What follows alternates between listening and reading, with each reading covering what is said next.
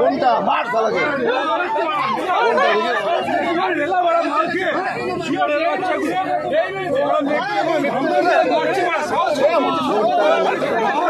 তো এই ঘটনাটা হয় যে এটা কলকাতা মেট্রো কবি সুভাষ থেকে দক্ষিণেশ্বর যাওয়ার যে মেট্রোটা তাতে এরকম ঘটনাটা হয়।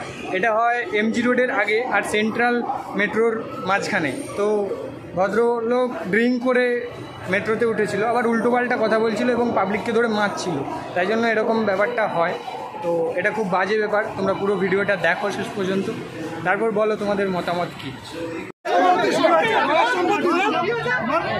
বাচ্চাগুলো মাল খেয়েছে, মাতলামা করছে,